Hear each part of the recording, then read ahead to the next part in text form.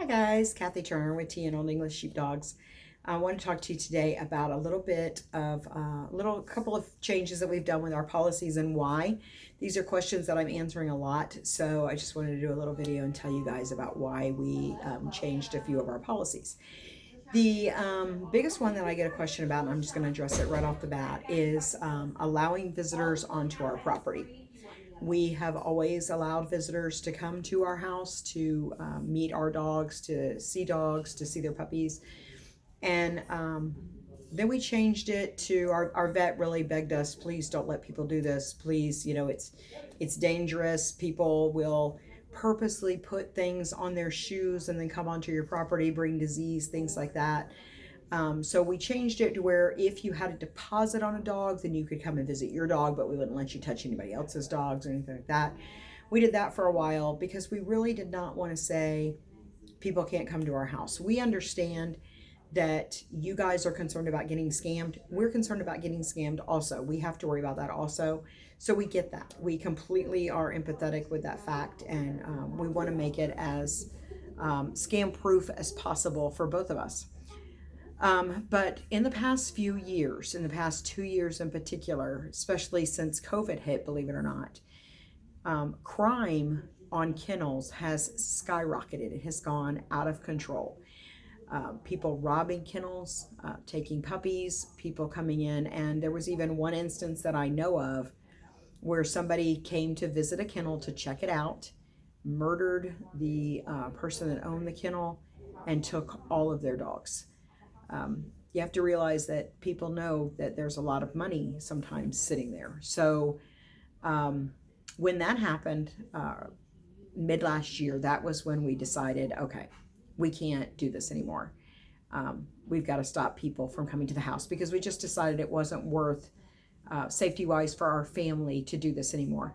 And we have actually had instances where people contacted us and all they wanted to know was, can I come and see your place? Can I come in? No questions about did we have puppies available? When would we have puppies? What was our program like? What are our dogs like? It was just, can we come? And a lot of times, when we would say, well, you can after you have a deposit down. I actually had one person who was like, okay, well, where do I put a deposit down? It made us nervous. So we've just decided we cannot allow people to come to our house anymore, and even have gone as far as to remove our address from all of our websites, all of our Facebook pages. This isn't just for the safety of us, although it is primarily for our safety, but it's also for you guys. We don't want somebody coming and stealing puppies, and then I've got to tell families, I've had to tell one family in my life that something happened to their dog, and luckily that family was lovely, and we did end up being able to provide a dog to that family later. Fabulous family, but I don't ever want to go through that again, regardless of how it happened. So we have just decided that our where we have the dogs at for our safety and for the puppy's safety will be kept private. We do not allow people to come to our home ever and see a dog. Now, a couple of things that we will do to compensate for that we wanted to tell you about. Number one that we will do is we will tell you our vet's name and number. We welcome anybody to call our vet and say, do they take care of their dogs? Do you see their dogs on a regular basis? Whatever you feel like you need to ask our vet to guarantee that we are taking care of our dogs, that they're not just in a bunch of pens somewhere locked up. Our vet sees our dogs. We were there yesterday. We'll be there Monday. That's how often we are at the vet. So we welcome calls to our vet to verify that, yes, we do take very good care of our dogs. We don't take any chances with our dogs on anything. So that's number one. The other thing that we offer to you, and I think this personally is invaluable, if you call a breeder and you say, do you have references? Most of them are going to say, oh, sure I do. And they're going to give you a list of references. And they may be perfectly legit. They may also be their mother, or they may be a cell phone that they have sitting off to the side that they're answering themselves. You just don't know if you get a bunch of numbers from them, whether who you're calling has dogs of theirs or not. So we have Facebook pages that have been operating for 5 years plus, okay? And by that I mean that we've had open, that we've had live, that our families, as they get dogs from us, as they get puppies from us, they join our Facebook family. Some join, some do not. I'm going to say about 70 about 70% stay in contact with us. Anybody that posts on my page that is not one of our dog owners, I delete that comment. I don't do it to be mean.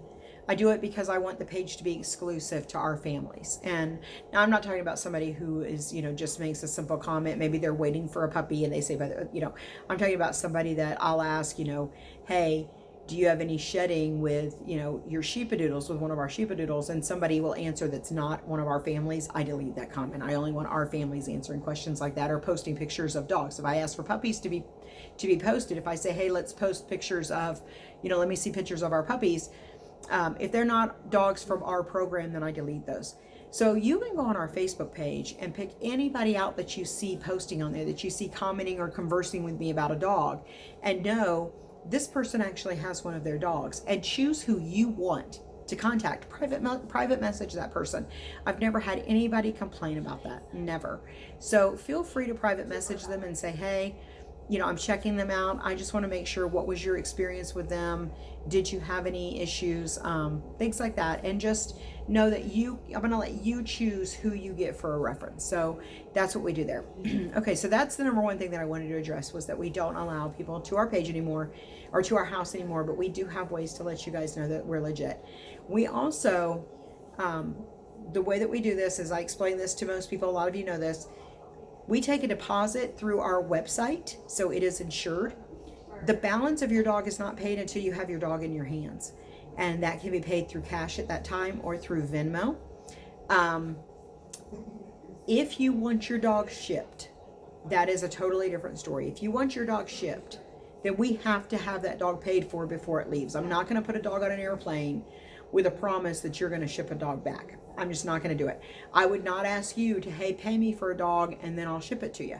But if you're asking me to ship the dog to you, then you need to pay for the dog first, okay? Because I'm offering to get the dog to you in your hands somehow, and then you pay for that dog. But if you're insisting that the dog be shipped to you, sometimes, and I don't mean insisting in a bad way, sometimes it's cheaper to have the dog shipped. If you live, across the country, sometimes it's cheaper just to have the dog shipped, and I don't mind doing that, but I'm not going to put a dog on an airplane by itself to you until the dog's been paid for. So that would be the only time that would happen. We do have references where we've done this before, not a problem. We will only do it when it's safe for the dog. If we don't feel like the weather conditions are safe for a dog to be in the cargo area of a plane, then we will not do it. And we work with the airplanes and their or the airline carriers and their information to decide whether or not it's safe. If it's going to be below 40 degrees or above 80 anywhere that the dog is traveling, then we will not do it. So like right now, shipping probably is not going to happen in most places. Usually when we do ship is either like springtime or the fall time. It's usually the two times when shipping works out. But we have ways that we can get the dog to you, no problem. We always work it out. We always work it out for a reasonable price. So that's a whole nother video, but your dog needs to, we do that for so you're not being scammed. Now, the other thing, and this is something that I need to address, and I'm not calling any one person out on this, please understand that. I've had several people do it, so if you're thinking, oh, she's talking about me, there's lots of people who have done it, but we're really putting our foot down about it, and it's a little bit aggravating, honestly. When you make a deposit with us, I have a check mark on there that I have read and understand the policies and procedures. One of those policies and procedures is that we do not accept checks of any kind. We don't accept them. When I go to bring the dog to you, or when I'm setting up for your final payment, anybody who's gotten a dog from us knows they get an email that says, this is how much your final balance is. You can pay that through cash or Venmo and I give the Venmo address.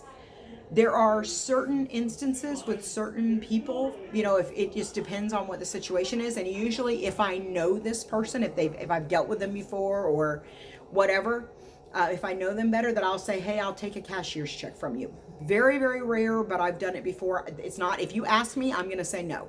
Because if you ask me, I'm going to wonder why you're wanting to do a cashier's check, and I'm not going to do it because people get scammed with cashier's checks all the time.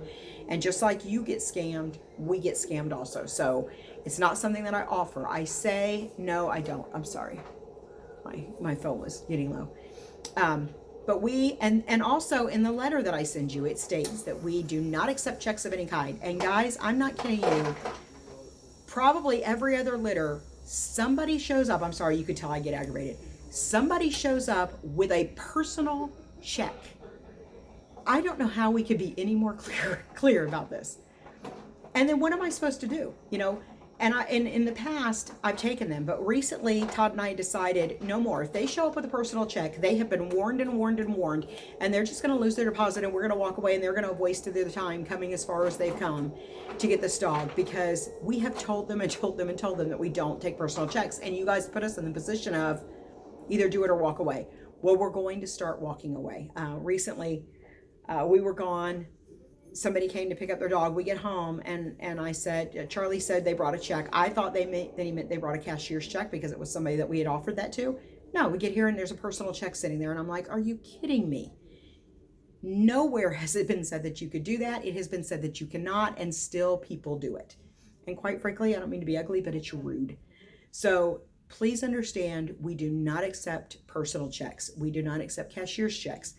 Once the dog is going to you, it is cash, Venmo, or you may opt to pay the 3% fee and pay via the website. And that's going to be what you're offered. If you show up with a personal check or with a cashier's check without being offered that, you are going to be offered to pay for it through the website with a credit card or debit card, and with the 3% surcharge added to it. Otherwise, we're going to walk away, and you're the one that checked that you understood that when you went on my wait list. So please understand that we're going to start sticking to that rule. Those are the policies and procedures that I wanted to go over with you and let you know. If you are close by and want to meet your dog, we will meet you at a public place where it's safe with just your puppy, and let you visit with your puppy while it's in our care. We don't mind doing that at all. That's something that is an option for you. So do want to let you guys know that that's an option. You just need to ask, no problem. We don't mind making accommodations whenever we can. All right, guys, that's all I wanted to talk about now. We'll talk to you later. Bye-bye.